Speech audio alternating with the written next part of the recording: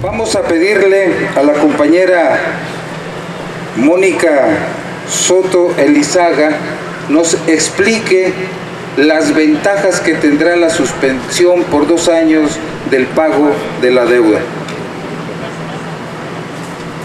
Muy buenos días a todas y a todos. Estamos aquí para invitar a la ciudadanía en general y a las organizaciones democráticas, progresistas y a todas aquellas de cualquier tipo que antepongan el interés nacional a luchar para lograr una solución a un grave problema que afecta nuestra vida cotidiana, aunque no tengamos conciencia de ello. Ese es la deuda pública. Solucionar este problema es indispensable para hacer frente a los problemas estructurales que 40 años de neoliberalismo y 4 oleadas de pandemia nos han dejado. No podemos dejar de llamar la atención sobre el contexto y sobre hechos objetivos. Más de 40 años sin crecimiento económico real. A esto hay que agregarle lo que provocó el frenón de la economía que causó la pandemia. Y aunque estemos en el rebote, aunque la economía hoy esté creciendo, todavía no llega al nivel que tenía la economía en el año 2018. Entonces necesitamos un programa de emergencia. ¿Con qué financiarlo? Hay 3 argumentos de derecho internacional que aplican perfectamente para respaldar la petición ciudadana. Estado de necesidad, cambio fundamental de circunstancias y causa de fuerza mayor. Por eso planteamos que al menos por 2 años se cancele el pago del servicio de la deuda pública para que se cuente con recursos suficientes para salir del atolladero. Recordemos que la pandemia del año pasado, del siglo pasado, hizo que nuestro país tardara 10 años en restablecerse. ¿Cuántos años vamos a necesitar para salir de esta pandemia? ¿Por qué solo 2 años? Este año, el pago del servicio de la deuda iba a ser de 791,000 millones y Hacienda lo ajustó a 869,000 millones de pesos.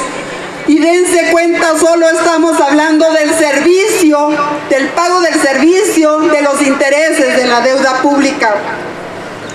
Y se considera que el año que entra, el pago del servicio será de 1 millón de millones de pesos.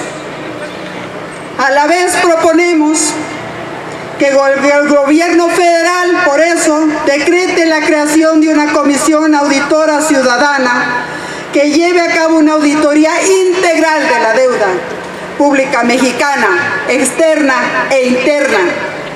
La interna es mayor que la externa. La interna está en pesos, pero también está en manos extranjeras. No venimos a discutir si México tiene o no que pagar, con qué pagar. Pues sería un grave error creer que solo en quiebra debería ir a la negociación. Todo lo contrario. Hay un contexto favorable ahora. Nos preguntamos, ¿qué es lo que debe pagar? ¿Estamos pagando deuda ilegal? ¿Estamos pagando deuda ilegítima?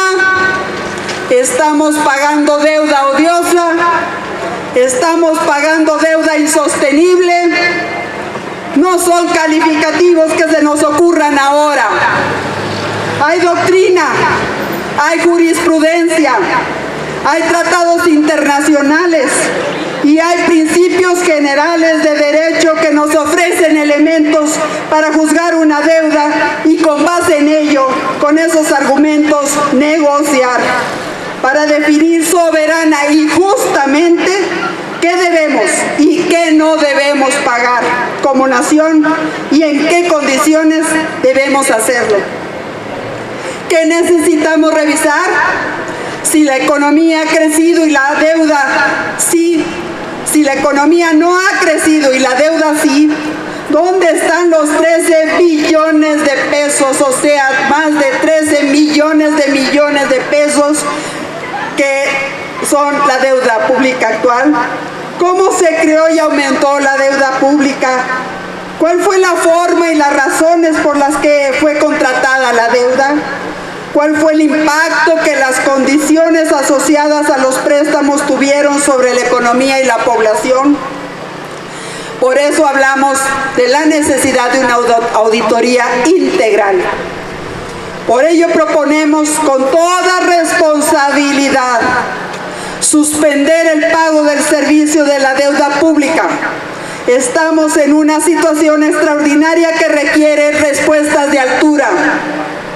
Auditar para depurar la deuda, para tener elementos y argumentos para renegociar, para lograr quitas, para lograr buenos plazos, para lograr mejores intereses.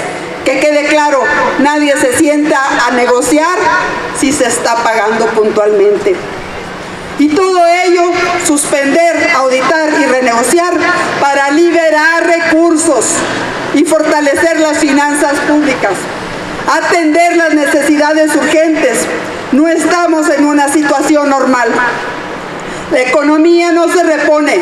Los ricos se hicieron más ricos y los pobres más pobres en estos años de pandemia. Los millones de empleos dignos que se requieren brillan aún por su ausencia. Dinero sí hay, las prioridades deben cambiar. Unámonos todas y todos para impulsar la petición ciudadana. Todos los gobiernos progresistas priorizaron y desendeudaron a México. Este no debe ser la excepción. Por el bien de todas y todos, suspensión